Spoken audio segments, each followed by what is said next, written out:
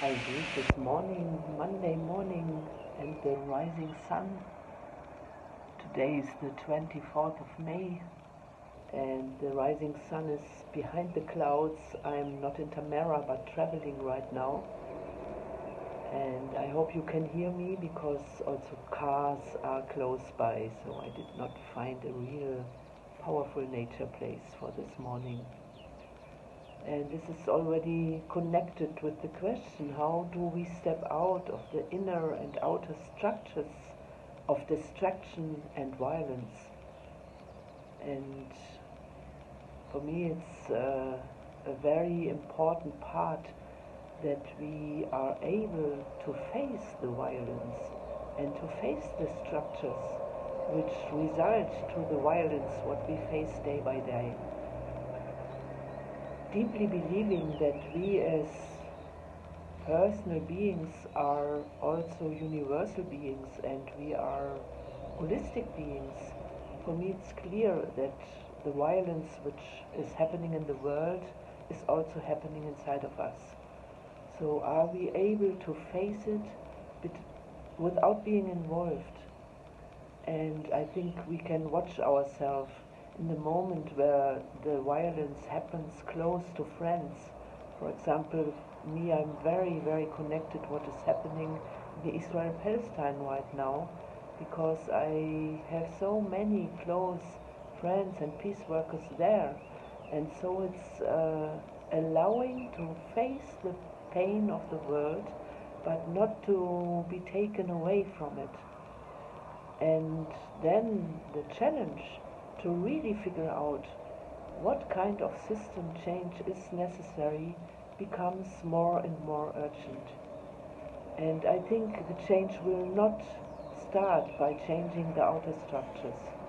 The change will start by discovering an inner world or an inner dimension which is not in war. So, as we can say, the war is also inside of us. I can also say there is a point in the universe where war does not exist. And it's always the question of identification.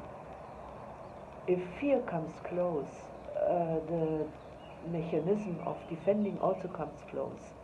If I feel weak, the mechanism of anger also comes close. And this is natural.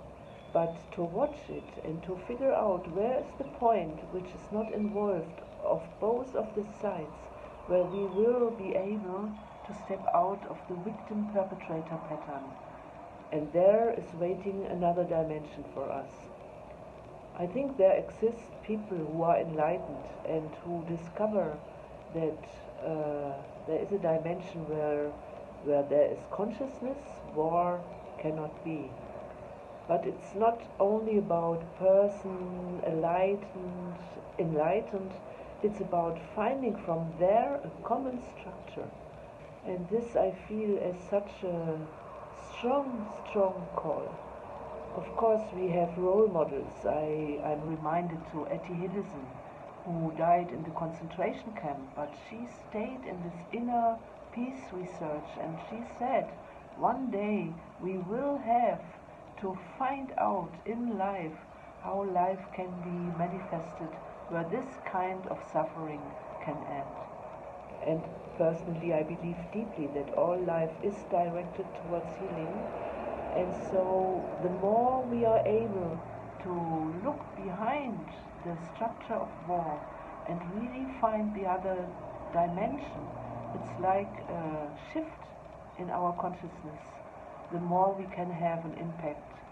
Before there will not be an impact. The impact will come from the ones who really discover the structures of inner peace.